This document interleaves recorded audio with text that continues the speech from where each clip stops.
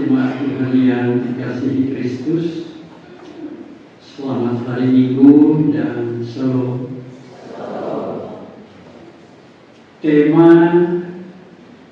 renungan Minggu ke-6,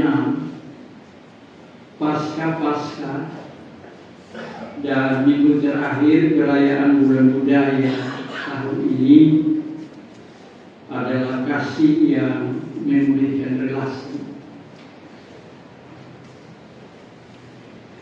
Tema ini ditetapkan Majelis Sinode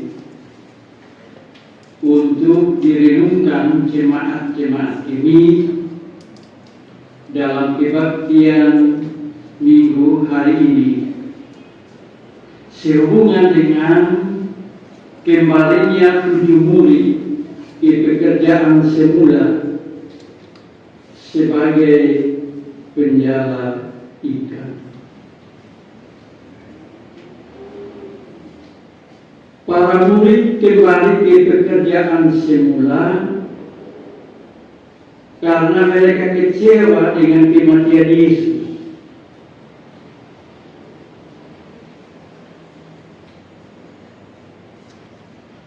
Kematian Yesus bikin mereka patah hati dan iman jatuh.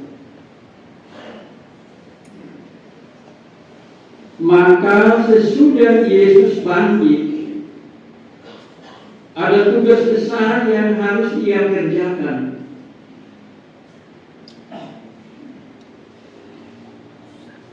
Yaitu bertemu mereka untuk membangkitkan dan meneguhkan kembali iman mereka, mendamaikan hati, sesudah itu memberi tugas kepada mereka.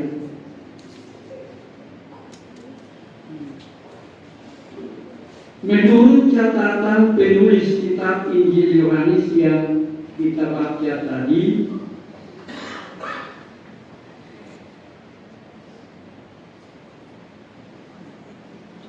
Yesus menampakkan diri 3 kali kepada murid-murid sebelum ia mengadakan percakapan dengan mereka.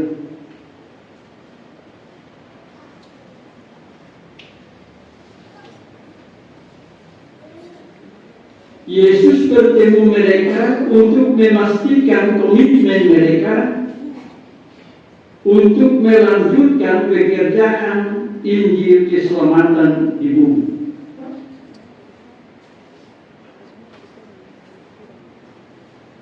Dan di antara 7 murid itu, Yesus memilih Petrus untuk menguji kesetiaan dan komitmen mereka kepadanya.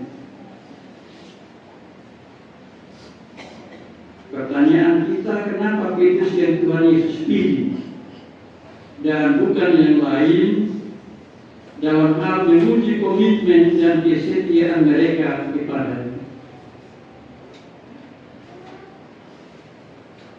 Ada 7 orang di pantai Danau Tiberia, tapi Yesus pilih Petrus. Yesus memilih Petrus itu berdasarkan pengalaman sebelumnya dan juga pengalaman budaya makan bersama dan panggang api antara Yesus dan murid-murid di Danau Tiberia.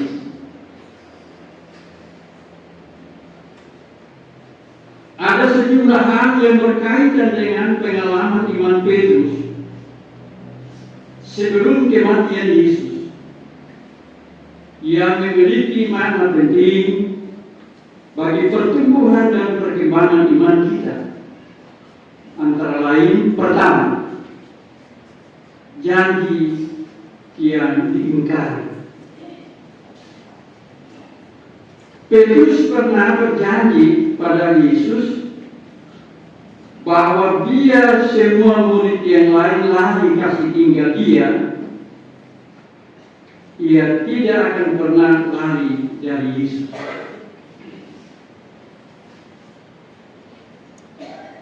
Petrus rela kehilangan nyawa demi Yesus. Kita lihat itu dalam Matius 26 ayat 30 dan Yohanes 13 ayat 36 sampai 38. Janji itu sempat Petrus wujudkan ketika Yesus ditangkap dengan cara memotong telinga Markus sebagai bentuk pembelaannya pada Yesus. Ayat Yohanes 10. Jadi memang janji itu karena dibuktikan. Ya. Tapi persoalannya, kenapa dia potong Markus dengan telinga? Papa Mama kalau baca kisah di Taman Getsemani, waktu Yesus bawa mereka 3 orang itu mau doa, Yesus bilang tolong di sini doa, bantu beta agak di sebelah saya doa. Tapi yang mereka katakan itu ialah tidur. Bayangkan kalau orang tidur solo, baru ada gerombolan orang datang ke sibu dibuka, dia apa di suara. Rupanya Petrus waktu itu ada kelewat di bawah. Jadi karena bangun mengantuk itu, Petrus tidak mau tahu. Nah saat itu Papa Mama tampak bahwa janji Petrus untuk membela Yesus benar-benar terwujud. Tapi ia lakukan itu dalam situasi didukung kekuatan penuh teman-temannya dan juga Yesus ada waktu itu. Kalau di sini berasa Petrus berlari, karena dia walakan ada orang yang berlari gitu, personal kebetulan. Ya, anak yang tahu apa tahu dan bicara itu kalau di sini sontaran. Tapi kalau ada yang jadi di belakang, tinggal berlangsung ada sesuatu. Nah, Petrus berani karena itu ada yang tahu atau apalagi ada guru di situ.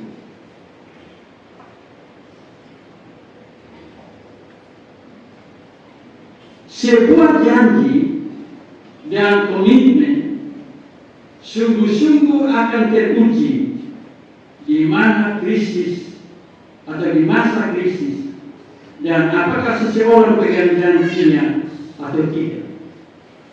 Jadi saat krisis itu di situ sebenarnya itu ujian paling berat bagi kita, pegang janji kosong. Ternyata ketika dalam situasi krisis, terutama ketika terancam, Petrus tidak sanggup setia pada janjinya. Jadi supaya janji hati-hati kalau saat krisis, waktu bisa lari ke setengah itu betul.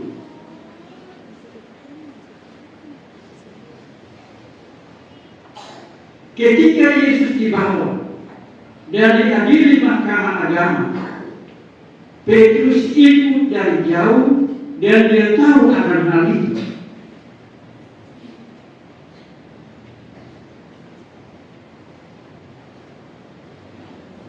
Dan sebagai seorang murid, ketika gurunya terancam hukuman mati, ia pun bisa mengalami nasib yang sama dengan gurunya. Itu sebabnya ketika seorang hamba perempuan bertanya kepada Petrus, apakah dia mengenal Yesus? Petrus menyangkal dan tidak mengakui Yesus sebagai gurunya. Ini perempuan Yahudi pertama, dia orang pakai itu sampai tutup buku kaki. Jadi kalau bukan menyanyi, pada suara kasih menyanyi, perhatikan mana pakai kain. Jadi itu persis seperti itu, tutup buku kaki. Dan pakai kebaya lusuh. Petrus dia tanduk di bawah seorang ibu yang pakai kebaya lusuh, pakai kain tutup buku kaki, dan dia mengangkat Yesus.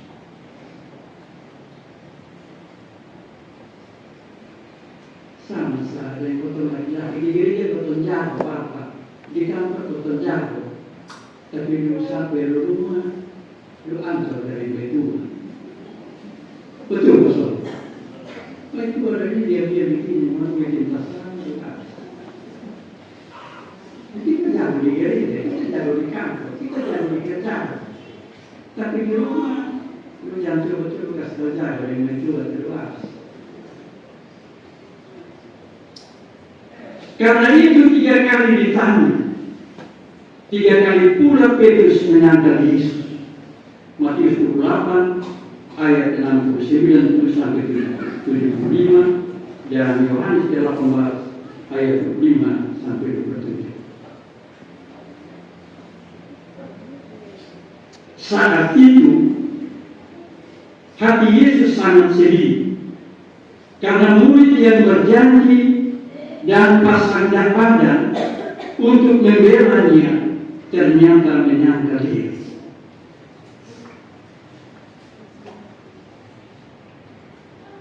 Petrus sebenarnya tidak perlu capek-capek bikin janji untuk membela Yesus, karena memang Yesus tidak membutuhkan pembelaan manusia dalam hal yang mengerjakan keselamatan.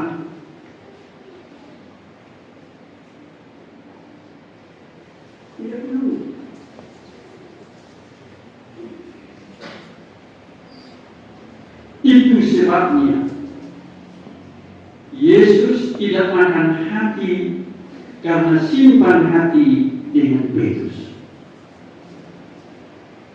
Karena dia tidak butuh pembelaan.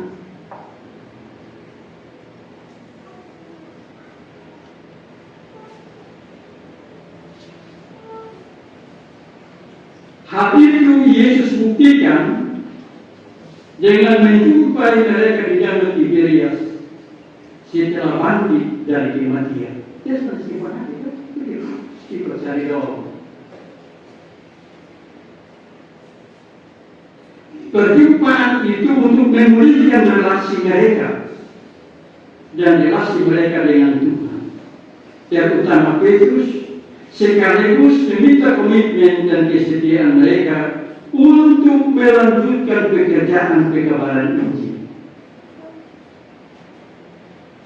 Jadi Yesus memilih Petrus untuk menguji komitmen dan kesetiaan para murid. Petrus dipilih karena dia pernah berjanji untuk setia pada Yesus. Selain itu, Yesus memilih Petrus karena ukuran komitmen dan kesetiaan pada para murid itu ada pada Petrus. Kalau Petrus memberi komitmen dan kesetiaan, maka yang lain pasti beres, toh?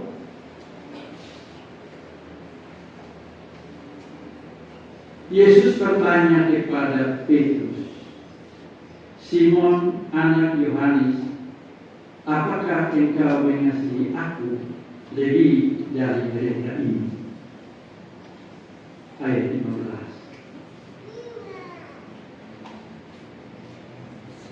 Pertanyaan itu Yesus ulang 3 kali.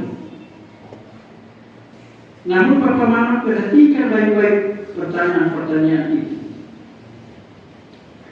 Pertanyaan kedua dan ketiga di ayat 16 dan 17 itu Yesus kasih turun tuntutannya pada Petrus. Kalau pertanyaan pertama, Simon anak Yohanes, apakah engkau mengasihi aku lebih dari mereka ini? Maka pertanyaan yang kedua dan ketiga, Yesus bilang, Simon anak Yohanes, apakah engkau mengasihi aku? Kata lebih dari mereka itu, Yesus tidak pakai lagi. Yesus menurunkan tuntutannya pada Petrus.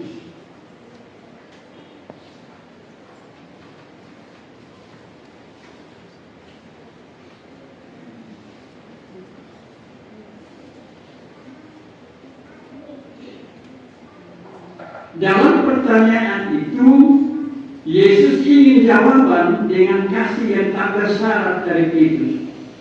Dan kasih tak bersyarat itu adalah kasih agape.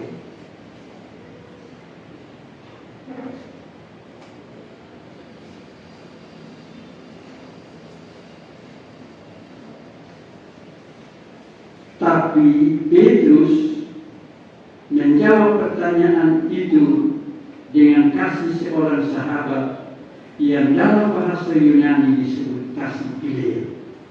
Jadi yang Yesus harapkan itu kasih agape, yang Petrus jawab itu kasih philia, kasih seorang sahabat.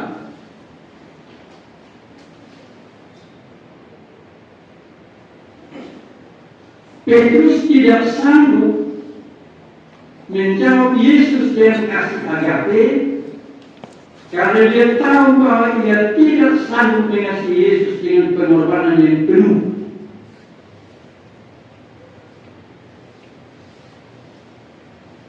Petrus pernah berjanji akan memberikan nyawanya membela Yesus. Ternyata dia menyangkal. Karena itu dia berhati-hati dengan pertanyaan Yesus.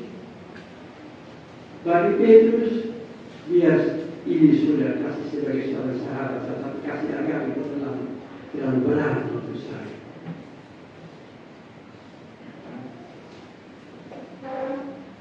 Begitu juga dengan kita. Banyak kali kita tidak setia terhadap janji-janji kita.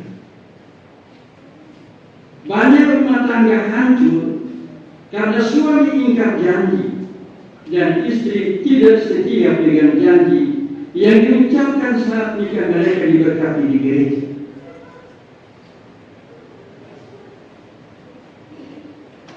Saya nonton ini TikTok ini juga.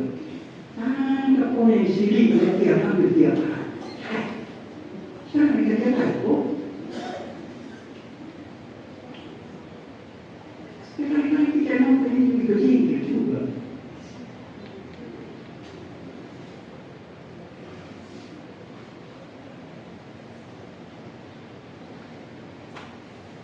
Banyak orang yang berjanji untuk terjadi aturan dan mengutamakan kepentingan umum saat dilantik dalam jabatan tertentu dalam sebuah organisasi. Tapi sesudah itu, dia kerja pakai aturan sendiri yang menguntungkan kepentingan keluarga dan kepentingan kelompok. KPK ini sudah mati. Sekarang dia KPK mulai yang kebos-bos. Itu saja itu. Sebenarnya itu bukan kasih takut juga, tapi itu untuk orang bersuara supaya kerja beraturan. Banyak anggota jemaat yang janji setia ikuti Yesus saat ditemukan sebagai anggota sidang. Namun sesudah itu ada yang tinggalkan Yesus dan ikut orang lain.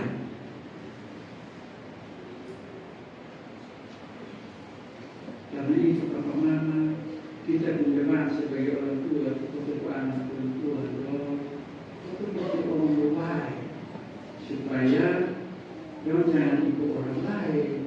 Ini polisi. Ya.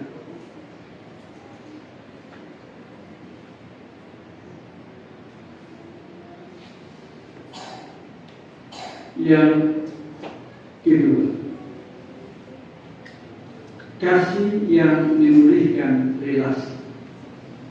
Ketika Yesus bertanya kepada Petrus untuk kedua dan ketiga kalinya, apakah engkau mengasihi aku? Sebenarnya Yesus sudah menurunkan tuntutannya kepada Petrus. Sebab dalam pertanyaan kedua dan ketiga, seperti kita katakan tadi, kata mengasihi Yesus lebih dari mereka semua, Yesus tidak pakai lagi. Petrus tidak menjawab itu dengan kasih agape, karena dia tidak sanggup dalam pengalaman hidupnya untuk mengasihi Yesus dengan kasih itu. Karena itu ia mengasihi Yesus dengan jawaban kasih seorang sahabat, kasih agape. Pengalaman mengasihi tanpa syarat yang Yesus tuntut dari Petrus sulit diwujudkan. Pengalaman itu membawa dia untuk hati-hati memberi respon terhadap pertanyaan kedua dan ketiga dari Yesus. Apakah engkau mengasihi aku? Petrus yang tahu diri menjawab, Tuhan, engkau tahu aku mengasihi engkau. Jadi sebenarnya waktu Petrus jawab begini dia malu-malu juga, karena dia sebenarnya untuk mengasihi Yesus ternyata tidak.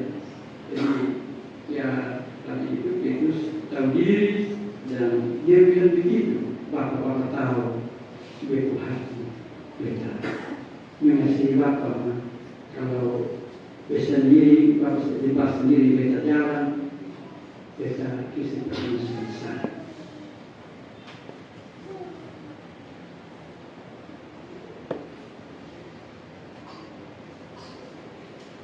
Sebenarnya apa yang dikatakan oleh Yesus kepada Petrus itu menggambarkan bagaimana nanti Petrus mengalami nasib dalam tugas pemberitaan Injil. Bapak Mama menurut catatan sejarah, Petrus ini dia disalib itu terbalik. Dia tidak mau untuk disalib seperti dia Tuhan, tapi dia pun kepala di bawah, dia pun kaki di atas, kalau orang malah dan itu sadis. Dan itu Petrus pegang dan dia mati seperti itu. Nah, cerita ini panggil kita untuk terus-menerus memeriksa diri. Apakah yang menjadi komitmen dalam hidup kita? Apakah Yesus dan pekerjaannya? Ataukah yang lain yang menjadi prioritas perhatian dan kasih kita? Jawaban atas pertanyaan ini ada pada pengalaman hidup dan kerja tiap orang percaya sebagai wujud kasihnya kepada Kristus Yesus yang bangkit. Yang ketiga, tiap orang memiliki keterbatasan cinta dan kasih sayang kepada Yesus. Cerita Petrus yang kita dengar ini, Papa Mama, mau kasih ingat kita agar jangan menganggap diri jago sendiri. Jangan seorang anak Tuhan anggap diri sayang Yesus lebih dari kasih sayang orang lain kepada Yesus. Sebab setiap murid Yesus memiliki kelemahan dan kejatuhannya juga.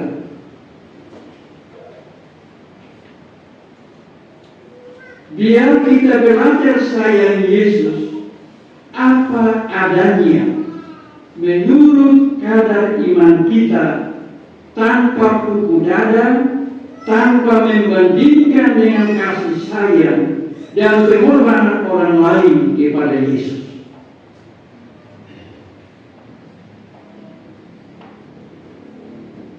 Setiap murid Yesus tidak perlu menganggap diri lebih hebat dari orang lain dalam hal mengasihi dan sayang Yesus. Bukan diri itu untuk sombong. Itu hati-hati. Tiap-tiap orang memiliki keterbatasan cinta dan kasih sayang kepada Tuhan. Mungkin ada yang mencintai Yesus secara luar biasa dalam memimpin ibadah atau rapat, tapi tidak bisa menyatakan cinta dan kasih sayangnya kepada Yesus dengan menyanyi, karena memang dia tidak bisa menyanyi. Kalau bisa menyanyi, dia pasti nanti di sosial media. Kok kembali ada tahu sesuatu. Jadi ukuran kasih sayang terhadap Yesus itu beda-beda. Jangan pukul rata.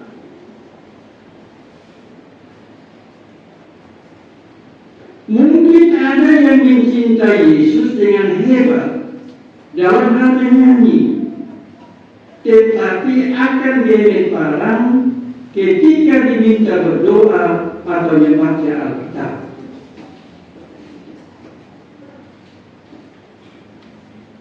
Mungkin ada yang mencintai Yesus secara luar biasa dalam mengurus pembangunan, tapi kebingungan ketika diminta menjadi presiden dan seterusnya. Maka cukuplah tiap orang sayang Yesus tanpa menganggap diri lebih hebat dari orang lain. Itu yang mesti kita pegang. Yang keempat, dalam kaitan dengan mudah-mudahan, Yesus dan murid-murid makan bersama di pantai Danau Tiberias ayat 15. Budaya makan bersama antara Yesus dan murid-murid di pantai Danau Tiberias hampir hilang dari kehidupan keluarga Kristen masa kini. Kata mesti dulu, tidak bisa potong mesti dulu. Di tengah kesibukan masyarakat modern, makan bersama keluarga tidak lagi menjadi aktivitas yang wajib. Realitas menunjukkan bahwa keluarga kita tiap orang makan sendiri-sendiri. Mama masak di dapur, mama makan di dapur. Ya. Anak-anak bisa makan di luar sana sambil menonton TV. Kasih apa di meja makan. Ada papa itu tidak mungkin kadang-kadang papa juga karena ya. Keluarga sulit mencari waktu yang tepat untuk seluruh anggota keluarga makan bersama-sama.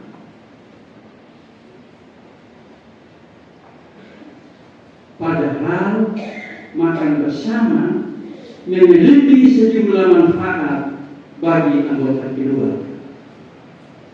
Satu, menjadi sarana komunikasi yang memperkuat relasi antar keluarga dan relasi dengan Tuhan melalui doa bersama sebelum makan.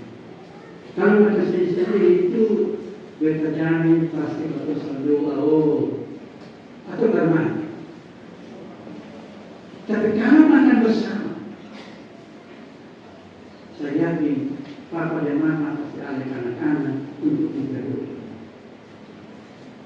Kedua, makan bersama itu memberi kesempatan bagi setiap anggota keluarga untuk menghabiskan waktu bersama dan menikmati kebersamaan dalam suasana santai yang ceria. Maka sampai cerita itu penting.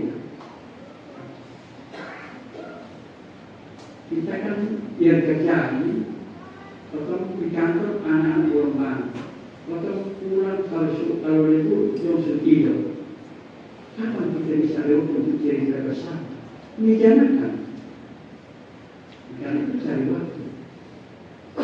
Ketiga, memberi kesempatan kepada orang tua untuk menuturkan nilai dan sikap keluarga dari generasi ke generasi dengan menyebarkan warisan budaya dan etnis nenek moyang yang mendukung nilai-nilai pemberitaan Injil. Sampai cerita anak-anak, bosok nenek dari papa ini, bosok nenek dari mama ini. Betul ini anak-anak sekarang sudah terlalu tahu dari nenek dari papa atau dari papa semua kita. Karena kita tidak pernah cerita. Ya, ini kesulitan kita sama mereka. Keempat, memberikan rasa persekutuan dan persaudaraan dan identitas sebagai keluarga Kristen. Makan bersama itu identitas keluarga Kristen karena Yesus dan murid-murid makan bersama di dalam Tiberias. Jangan pikir itu makan bersama biasa-biasa.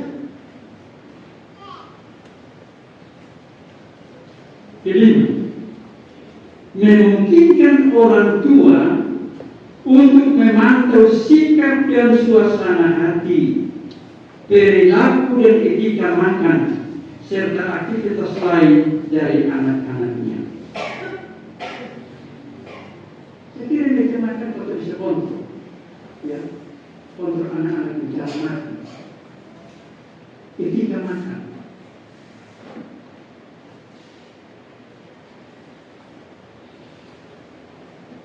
Karena itu Papa Mama, sesibuk apapun, setiap keluarga agar mengatur waktu makan bersama minimal seminggu sekali.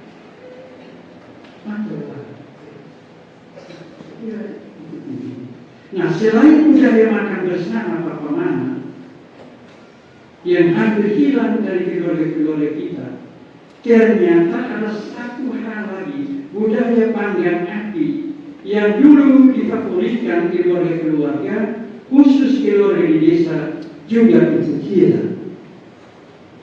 Kalau tanya budaya panggang api dan tanya itu sudah tahu, tapi tanya kita yang harus sebenarnya ada untuk bulan kita tahu.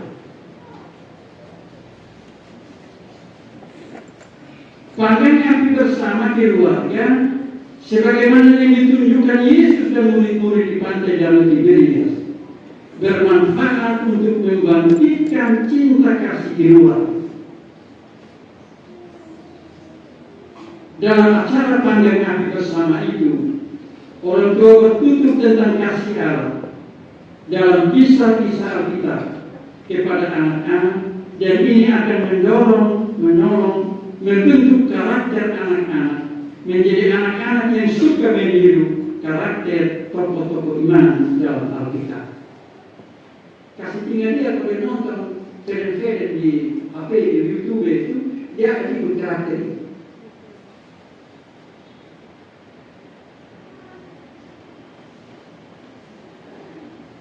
Jadi, kalau anak-anak jangan secara umum, orang itu mesti lihat bapak, pikir bapak, kita ini kemana? Sahabat satu ambil umur 3 tahun, 5 tahun di sekolah, pakai kita berusaha.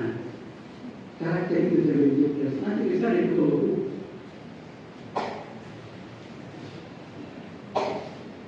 Kita mesti mengatur karakter anak-anak sendiri mungkin, sehingga anak-anak itu tahu karakter mana yang mesti dilanjutkan dalam hidup dan karakter mana yang mesti ditinggalkan.